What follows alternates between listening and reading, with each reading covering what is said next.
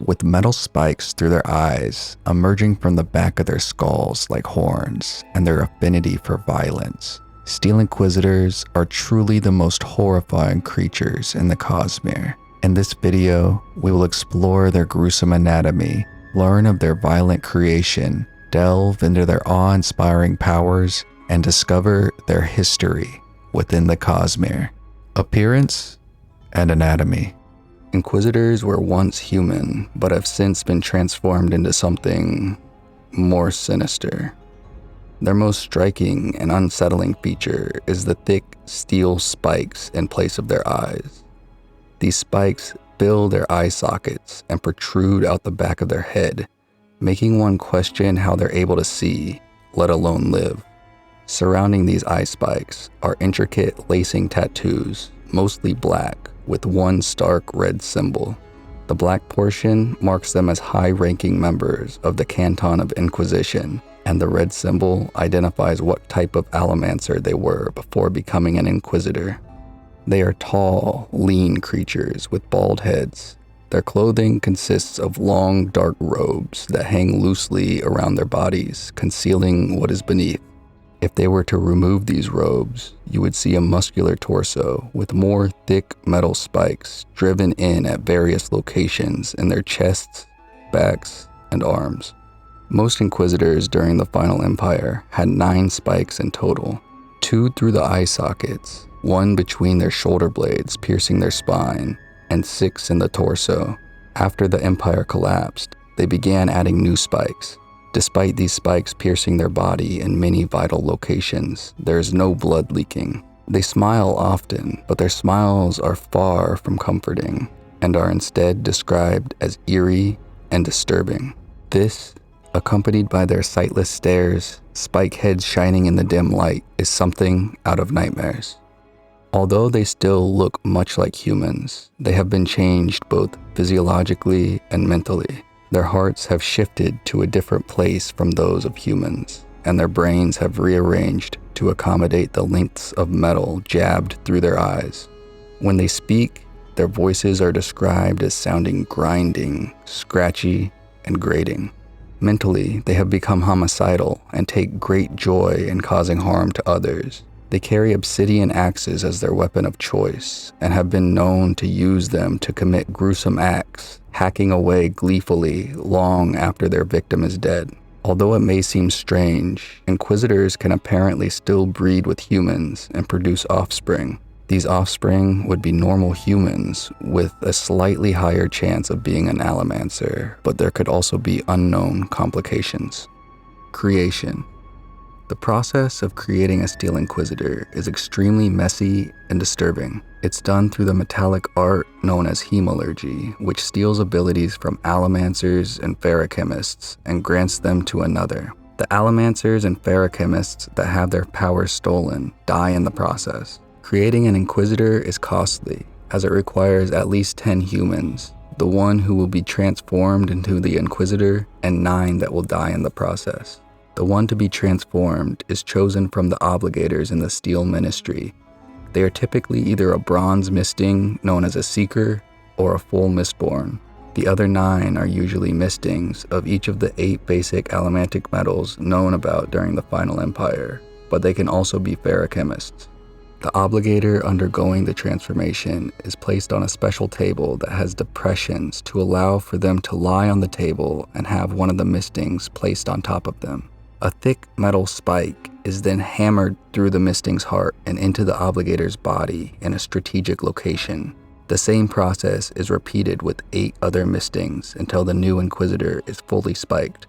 This horrific procedure is carried out by other Inquisitors, and they enjoy it a little too much, even by creepy, grimdark fantasy creature standards. We get a detailed and gruesome first-hand account of this in the Hero of Ages prologue. The man struggled weakly. He was in a very awkward position as he had been tied to the table on top of another person. The table had been designed that way, with depressions to allow for the body underneath. Marsh smiled as his prisoner began to cry. Then he stepped forward, raising the spike in his hand. He placed it against the whimpering man's chest. The spike would need to pierce the man's body, passing through the heart, then be driven into the body of the Inquisitor tied below. Hemalurgy was a messy art. That was why it was so much fun. Marsh picked up a mallet and began to pound. Sometimes, the obligators who undergo this transformation are taken by surprise and transformed without their consent. We learn this in The Hero of Ages when Marsh thinks about his own transformation. The Inquisitors came for him at night. They'd burst through the door, moving more quickly than Marsh could react. They gave him no option. They'd simply slammed him against the ground, then threw a screaming woman on top of him. Then, the Inquisitors pounded a spike right through her heart and into Marsh's eye. The pain was too great for him to remember. That moment was a hole in his memory filled with vague images of the Inquisitors repeating this process, killing other unfortunate Allomancers and pounding their powers, their very souls, it seemed, into Marsh's body. When it was finished, he lay groaning on the floor, a new flood of sensory information, making it difficult for him even to think. Around him, the other Inquisitors had danced about, cutting apart the other bodies with their axes, rejoicing in the addition of another member to their ranks. That passage is definitely one of the most disturbing ones from the entire series. Out of all the spikes an Inquisitor has, the one pounded into their spine between their shoulder blades is the most important. It is known as the linchpin, and it connects the Inquisitor's upper and lower spikes, making the spike chain complete. This linchpin can be any type of spike. Powers. Inquisitors are without a doubt one of the most powerful creatures on Scadrial. Among the Ska, it's a common belief that they are immortal and that one of them is more powerful than 1,000 troops. They possess both allomantic and ferochemical abilities. While the Lord Ruler was still alive, Inquisitor powers were more limited due to him restricting the number and kind of spikes they could possess. After his death, however, Ruin began calling the shots and allowed the Inquisitors to give themselves extra spikes. The metal a spike is made from, the type of allomancer or ferochemist killed to charge it, and the location it is placed in the body all play a factor in the power it grants an Inquisitor. The powers each Inquisitor possesses will vary depending on how many mistings they can find and sacrifice. Not all Inquisitors have the same powers. If an Inquisitor was already a misting or mistborn prior to their transformation, then a spike granting them a power they already possessed would almost double the strength of that power. There are 36 known bind points that can be used to make an Inquisitor, and 18 different types of metal spikes that can be used. We only see 7 different spikes used in the books. They are the following. Steel spikes can steal physical allomantic powers, which include burning iron to pull on metals, burning steel to push on metals, burning tin to increase senses, and burning pewter to increase physical strength and toughness. Inquisitors typically have 4 steel spikes, 1 in each eye and 2 between the ribs. Although Inquisitors can't see normally, their eye spikes give them the power to see the world outlined in fine blue allomantic lines, even going as far as pointing at the metals contained in a person's blood. Bronze spikes can steal mental allomantic powers, which include burning brass to soothe emotions, burning zinc to riot emotions, burning bronze to hear allomantic pulses, and burning copper to hide allomantic pulses. Since most Inquisitors are already bronze mistings or mistborn prior to their transformation, a bronze spike granting the power to seek out allomancy will enhance that power enough to allow them to pierce copper clouds. Inquisitors typically have 4 bronze spikes between the ribs. Atium spikes, as seen in Era 1, steal the ability to burn atium and see into other people's futures. Not all Inquisitors have this spike, but the ones that do have it in their chest. We learn from the table of hemalurgic metals that a spike made from pure atium, which must be refined, can be used to steal any power. Gold spikes can steal hybrid ferochemical powers, which include storing breath in cadmium, storing energy in bind alloy, storing health in gold, and storing determination in electrum. A lot of Inquisitors will have 1 gold spike between their ribs to grant the ability of storing health so they can heal from wounds. Those who do have this ability spend much of their time resting in order to store a bunch of health. Pewter spikes can steal physical ferochemical powers, which include storing physical weight in iron, storing physical speed in steel, storing senses in tin, and storing physical strength in pewter. Some Inquisitors have a pewter spike in their heart that grants them the ability to store physical speed. The use of this spike was granted after Ruin's release. Brass spikes can steal cognitive ferochemical powers, which include storing mental speed in zinc, storing warmth in brass, storing memories in copper, and storing wakefulness in bronze. We only see one instance in the books of this type of spike being used. It was likely used to grant an Inquisitor the ability to store mental speed, according to this word of Brandon. The use of this spike was gained after Ruin's release. Electrum spikes can steal enhancement allomantic powers, which include burning aluminum to wipe internal allomantic reserves, burning duralumin to enhance current metals being burned, burning chromium to wipe allomantic reserves of a target, and burning nigrosyl to enhance allomantic burn of a target.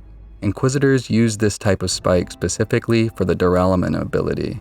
Very few Inquisitors got this spike because they had to be made from a full Mistborn, since duralumin was a newly discovered metal, making mistings nearly impossible to come by. The use of this spike was gained after Ruin's release. As I mentioned earlier, there are more possible Inquisitor spikes that we learned of from the table of hemalurgic metals, but we will cover those in a later video when we do a deep dive on hemalurgy. If you want to know when that video is posted, be sure to hit the subscribe button and turn on post notifications. Inquisitors who have both allomantic and ferochemical powers technically have the ability to compound, gaining more power from their metal mines by allomantically burning them.